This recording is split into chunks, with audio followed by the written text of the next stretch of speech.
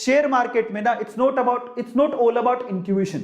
अगर आपको बहुत ही स्ट्रॉन्ग इंट्यूशन आ रही है तो आप थोड़ा सा रिसर्च भी कर लो मार्केट पे। जैसे ना मुझे ना पीडीलाइट पे बहुत इंट्यूशन आई थी यार, बहुत अच्छा होगा, फिर मैंने रिसर्च भी करी फंडामेंटली कि कौन है, कौन कंपनी का मालिक है, क्या करता है, पीडीलाइट के प्रोडक्ट क्या है, दूर दूर तक उसका कोई कॉम्पिटिटर तो नहीं है। तो आपको मालूम पड़ेगा कि ऐसा रिसर्च करने पर मालूम पड़ेगा आपको कि अगर किसी का कॉम्पिटिटर ही नहीं है, किसी की मोनोपोली है, तो उसका शेयर तो अच्छा ही चलेगा ऐसे करके। या फिर अगर मोनोपोली है तो उसका शेयर मार्केट में मार्केट कैपिटल बहुत अच्छा है, ज्यादातर लोग उसी को यूज करते हैं। जैसे कॉलगेट, आप बोलोगे किसी का पेस्ट यूज होता है कॉलगेट, टूथपेस्ट किसका यूज होता है कॉलगेट, समझ रहे हो, जिसका मार्केट कैपिटल बहुत अच्छा है। ब्रश बहुत लोगों के मिल जाएंगे लेकिन पेस्ट बहुत लोगों के लिए मिल जाएंगे, लेकिन कॉलगेट यूज करते हैं। तो ऐसे करके अगर आपको किसी पे बहुत अच्छा ट्रस्ट है और अगर आपने अच्छे से रिसर्च कर ली है उस कंपनी की, तो भाई साहब कोई फर्क नहीं पड़ता, आप चाहे इंजीनियर हो, चाहे आप डॉक्टर हो, चाहे आप घरेलू वाइफ हो, आप अपना डीमेट अकाउंट खुलवाओ, उसका शेयर खरीदो, बिलीव मी आपके पैसे आपको इतने रिटर्न देंगे जो कि आपकी एफडी, आपकी आरडी, आपकी सेविंग अकाउंट कभी नहीं दे सकती। समझ में आता है? स्टोरी समझ में आई?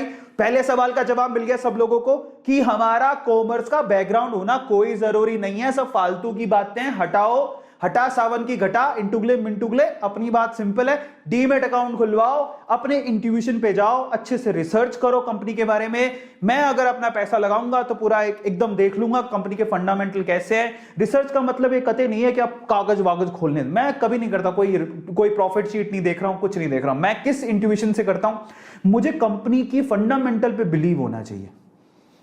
पता कई बार इंट्यूशन अंदर से आता है। मैं अब आप मेरे से पूछो, आप अगर कोई इलेक्ट्रॉनिक सामान खरीदने जाओगे तो आप क्या करोगे? एक पर्टिकुलर ऐसी कंपनी होगी, जैसा आपको ना, आप देखो मैं नाम नहीं लूंगा इसलिए मैं नहीं बोल रहा हूं।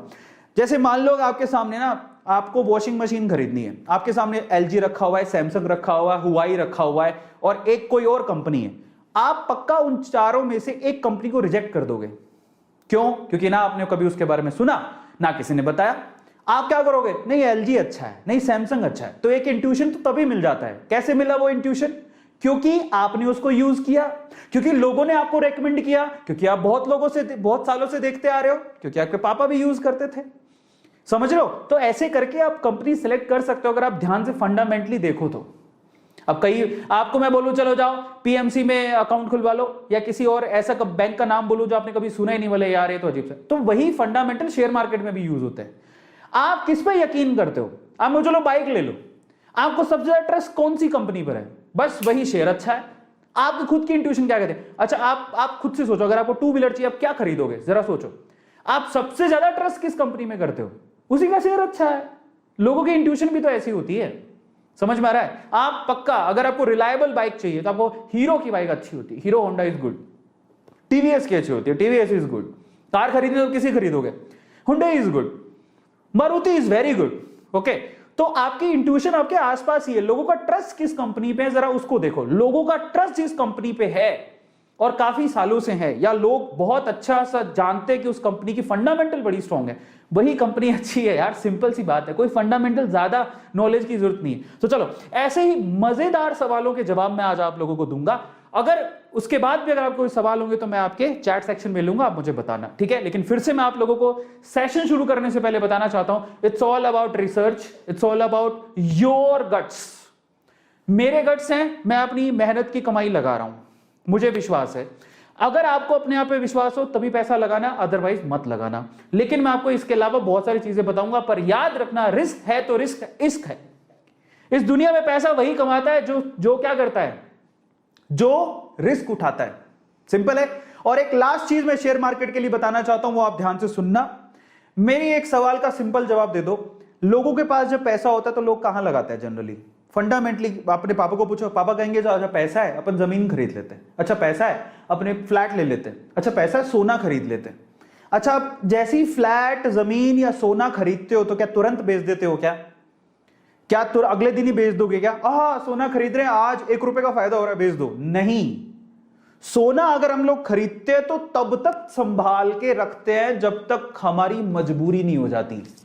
याद है मैं क्या बोल रहा हूं? घर पे अगर सोना आता है तो सोना आप तब तक नहीं बेचते जब घर पे बहुत ही बुरी वाली मजबूरी नहीं हो जाती। घर के लोग सोना नहीं बेचते, आपको पता है ना, इंडियन लोग सोना नहीं बेचते।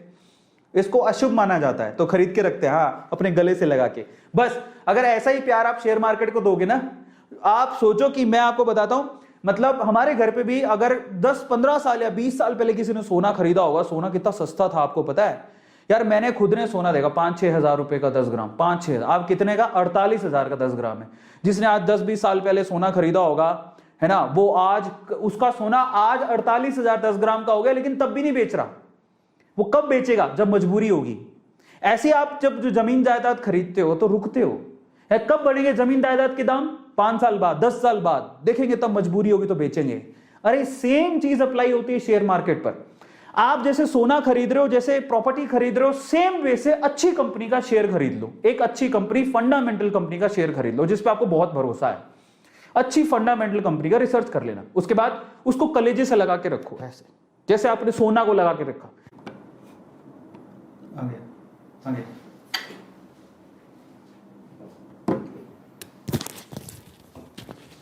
Hello hello hello, we are so sorry, actually internet पूरी तरह से डिस्कनेक्ट हो गया था और मैं माफ़ी चाहूँगा उसके लिए। ओके, आप लोग बताओ अभी क्या मुझे देख पा रहे हैं, सुन पा रहे हैं? Is everything fine? और बहुत बहुत शुक्रिया आने के लिए वापस। जो लोग इंतज़ार कर रहे थे तो उनको डोंट वरी, मैं यहीं पर ही हूँ। Is everything fine? आवाज़ आ रही है? आवाज़ आ रही है? Is everything fine? Okay, amazing amazing.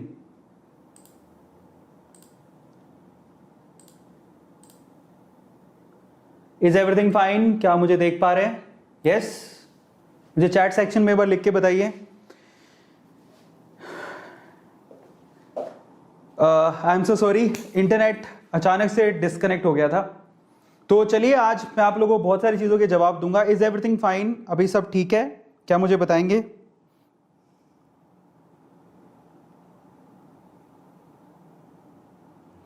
मैं माफ़ी चाहूँगा, मैं बिल्कुल माफ़ी चाहूँगा, बीच में से नेट डिस्कनेक्ट हो गया।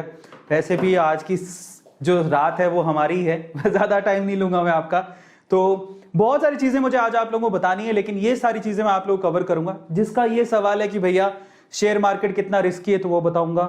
वैसे मैंने थोड़ा सा आपको बता ही दिया इसके बारे में, इन्वेस्ट कैसे करना है, कितना करना है, रिटर्न कितने मिलेंगे मुझे, कितना पैसा लगाऊं, कितने मुझे रिटर्न मिल जाएंगे, और थोड़ी सी बेसिक्स और सिखाऊंगा। तो चलिए बिना देर किए फटाफट से सेशन को शुरू करते हैं। Thank you so much for coming back. चलिए, लेकिन उससे पहले सबसे पहला तो सवाल यही है कि आप अगर शेयर मार्केट में, अगर आपके पास अपना खुद का बैंक अकाउंट है लेकिन डीमेट अकाउंट नहीं है, तो भैया डीमेट अकाउंट खुलवा लो। क्योंकि अगर आप जब डीमेट अकाउंट खुलवाओगे तभी आप शेयर मार्केट में इन्वेस्ट कर पाओगे या म्यूचुअल फंड खरीद पाओगे। अगर ज्यादा रिस्क नहीं उठाना चाहते तो आप म्यूचुअल फंड खरीद सकते हो। In that case you have, आपके पास क्या होना चाहिए? You have a demat account.